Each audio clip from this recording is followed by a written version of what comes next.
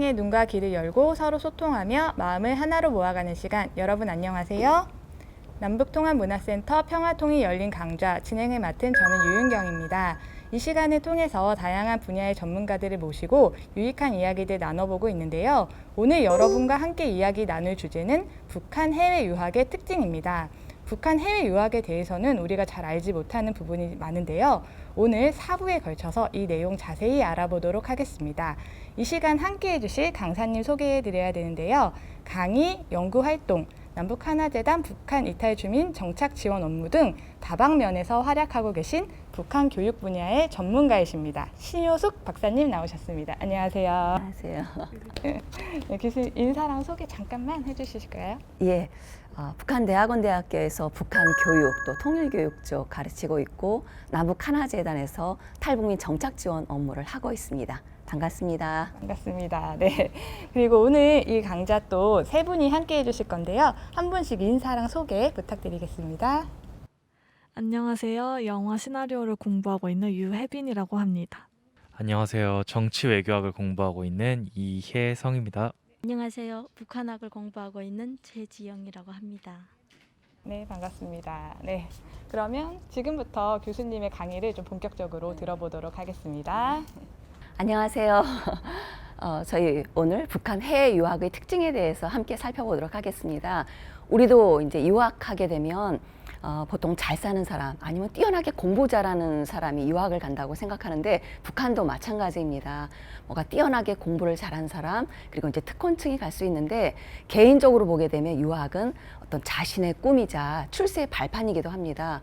그런데 이제 북한은 국비 유학생만 있다 보니까 그 국제정세의 변화와 더불어서 유학 정책의 변화가 되어 왔습니다. 그래서 네 단계로 함께 살펴보려고 합니다.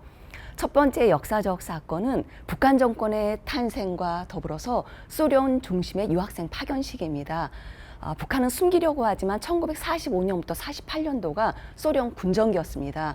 그렇다 보니까 북한의 정치, 경제, 사회, 문화 모든 분야가 이제 소련의 교육 제도와 사상을 이제 전파하고 이식하려고 했었고 그러다 보니까 이제 소련에 유학생을 이제 파견했던 이런 시기라고 할 수가 있고요. 특히 그럼 유학생 하게 되면 우리 이제 인문과학 분야에는 우리 황장엽 주체사상의 창시자를 생각할 수 있고 우리 이제 그 과학기술 분야의 경우에는 그 최고 정점이 핵 분야가 아닙니까?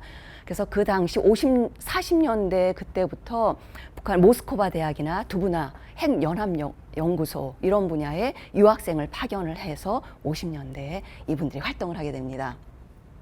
그 다음에 두 번째 역사적 사건은 바로 한국전쟁과 전후복구와 관련돼서 유학생과 더불어서 전쟁고아를 파견했던 시기입니다.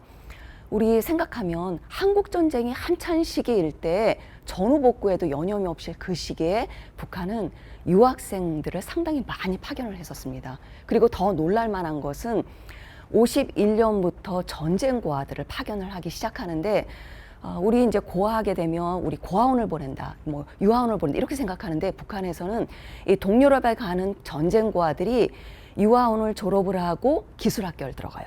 기술학교를 졸업하면 중등 전문학교에 들어가서 초급, 중급 기술을 이제 배우게 이제 되게 되는데 바로 이 전쟁고아들이 이제 50년도에 북한에 들어와서 북한의 전후복구에 중요 어떤 인력으로서 투입이 된다고 볼 수가 있습니다. 예, 한국 전쟁과 이렇게 전쟁고아 파견 시기.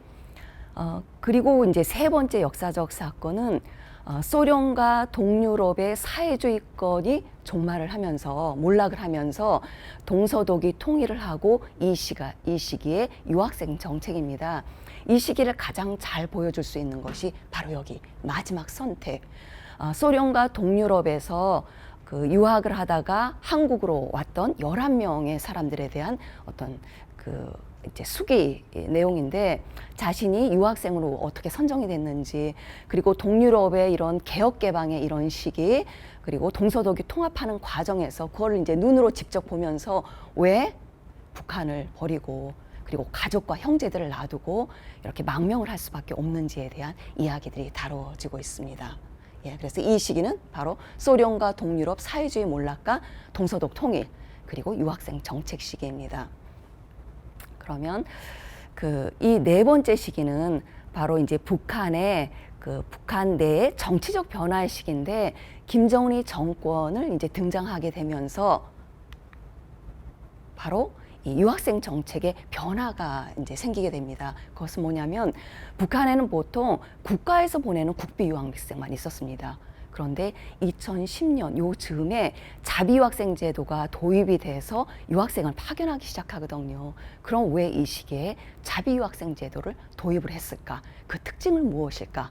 김정은 정권의 어떤 이제 유학 정책의 특징들을 이제 살펴보도록 하겠습니다. 그러면 이렇게 남북한 유학 정책을 큰 시야에서 같은 점이 뭐고 다른 점이 무엇일까 할 때 우리 한국의 유학생 정책의 특징부터 봐야 될 것 같아요. 한국의 경우에도 국비 유학생 제도가 있었어요. 그러니까 우리도 초창기 상당히 어려웠던 시기에 뭔가 유학생을 해외에 파견해서 선진 문물을 이렇게 습득하고 난 다음에 우리 국가의 발전에 기여할 수 있는 그런 인재, 그리고 어떻게 보면 글로벌 인재를 양성하겠다라고 해서 이제 유학생을 파견했어요. 그런데 이제 이런 국비 유학생 제도가 한국에서는 1977년도에 공식적으로 도입이 돼요. 그리고 이제 도입이 되고 난 이후에 이때부터 현재까지 보게 되면 약 2,500명의 국비 유학생을 이렇게 통틀어 볼 수 있어요. 그리고 보냈던 나라가 49개국 정도로 상당히 많은 나라에 이제 파견을 하게 되는데 여기 압도적으로 미국이 67% 정도가 돼요. 그러면 우리는 이렇게 이제 북한이 이제 소련이나 사회주의권에 많이 보냈다고 하면 우리 미국 중심으로 보냈구나라고 하는 것을 알 수가 있고, 그런데 1977년 이전에는 국비 유학생 제도가 없었는가? 그렇지 않았었습니다.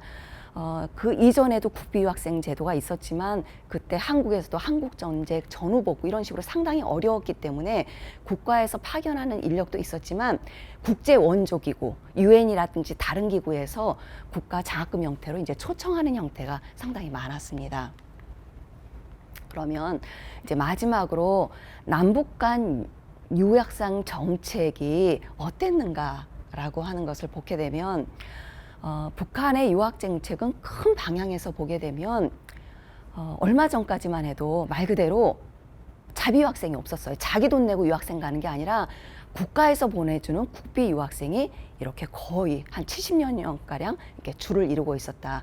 그리고 이제 파견하는 국가도 보게 되면 북한과 이제 어떤 이제 수교를 맺은 뭔가 협정을 맺은 그런 국가로 파견하다 보니까 러시아, 중국, 그리고 동유럽 사회주의 국가 이런 중심으로 이제 유학생을 파견을 했습니다. 그러면 우리 한국 궁금하지 않으세요? 한국 같은 경우에는 아까 보았듯이 국비 유학생은 2,500명가량밖에 안 돼요. 그럼 뭐냐? 자기 돈을 주고 하게 되는 이런 자비 유학생이나 민간 자금을 통해서 유학을 가는 비율이 엄청나게 많습니다. 거의 몇만 명에 달할 정도로 이제 상당히 많습니다. 그리고 이제 유학생의 경우에서도 미국 중심으로 편중되어 있다고 하는데 이 전체적인 이런 자비 유학생까지 포함해서 보게 되면 80% 이상이 미국으로 편중되어 있어요. 그럼 이제 왜 미국으로 편중되어 있냐 하면 우리나라와 미국 간의 어떤 정치, 경제, 외교 간의 어떤 긴밀한 연계성, 그리고 이쪽으로 가게 됐을 경우에는 뭔가 학제가 우리랑 연계되는 그런 측면, 그리고 이런 자비유학이나 이런 민간 자금을 통한 것이 혹시 이제 미국이 좀 더 이제 많았다라고 하는 것을 볼 수 있을 것 같습니다. 그런데 이제 여기서 이제 주목할 게 뭐냐면 우리 유학하게 되면 유학생을 다른 나라로 보낸다. 그래서 보내서 뭔가 선진 문물을 배우고 와서 전문가를 양성한다. 이렇게 생각을 하게 되는데 최근에 유학생의 이제 패러다임이 바뀌고 있어요. 그것은 보내는 것이 아니라 유치하는 거예요. 그래서 최근에는 유학생을 얼마나 많이 유치하는가 하는 것이 모든 국가들의 이제 최고 관심사입니다. 우리 같은 경우에도 2004년도에 여기 스터디 코리아 프로젝트라고 하는 게 바로 외국에 있는 유학생들을 얼마나 유치하느냐 그 계획을 수립을 했어요. 그래서 2004년도에 2010년까지 5만 명을 받아들이겠다 했는데 조기 달성했어요. 그래서 2010년도에 5만 명을 유치를 하게 됩니다. 그리고 난 이후에 최근에는 2023년도까지 20만 명을 유치하겠다라고 라고 이제 목표로 계속 이제 주력을 하고 있고, 이것과 더불어서 정부 초청 장학생 사업도 아주 활발하게 이제 이루어져 있습니다. 이렇게 볼 때 과연 그럼 북한은 이런 그 유학생 패러다임의 전환에 대해서 어느 정도 알고 있을까라고 했을 때 북한도 이러한 상황을 인지를 하고 있는 것 같습니다. 그런 것들을 이제 주목해 봐야 될 것 같고, 이렇게 이제 저희들이 전반적인 것을 살펴보았고, 다음 시간부터는 이런 각 시기별로 북한 유학 정책의 특징에 대해서 살펴보도록 하겠습니다. 예. 그럼 이제 질문 받도록 하겠습니다. 방금 이제 외국인 유학생을 얼마나 많이 유치하는가가 이제 유학의 트렌드라고 하셨는데, 지금까지 북한이 유학생을 파견한 것 말고 북한으로도 유학생이 들어간 사례가 있는지, 있다면 얼마나 되는지 궁금합니다.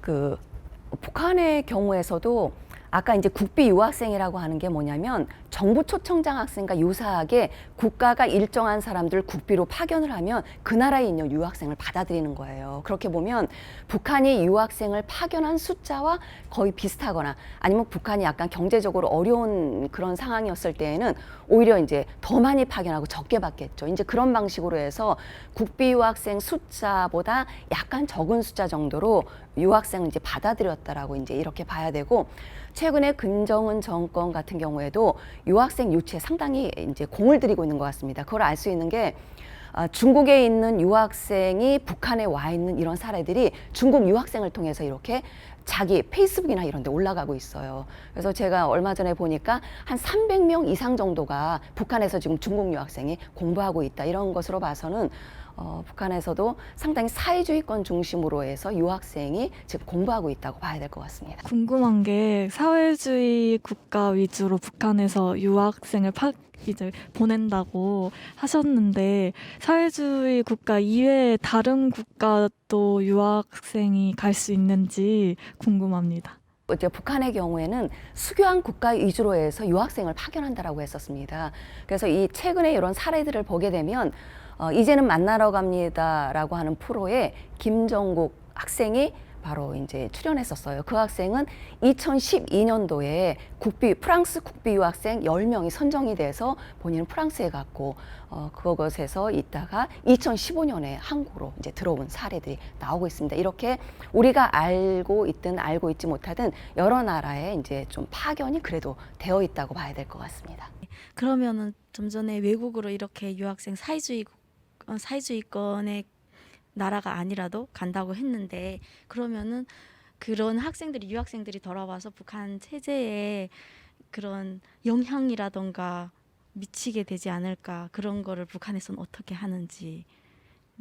예, 그러니까 보통 이제 그 북한이 가장 우려하는 게 유학생으로 갔다가 탈북하거나 망명하는 경우입니다. 그렇기 때문에 선정 단계에서부터 상당히 이제 치밀하게 이제 선정을 하고, 유학을 갔다 오게 되면 유학 중간에, 그리고 이제 유학 돌아와서도 어떻게 보면 사상 개조 교육, 아니면 이제 그 검열 교육, 이런 식으로 해서 그 북한 체제에 맞게 직장에 배치해서 활동할 수 있도록 철저한 교육을 시키고 있습니다. 박사님 말씀을 들으니까 이제 그 시기별로 과연 어떤 정말 특징들이 있는지 더 궁금해지는데요. 자세한 얘기는 저희가 2부에 또 이어서 들어보도록 하겠습니다.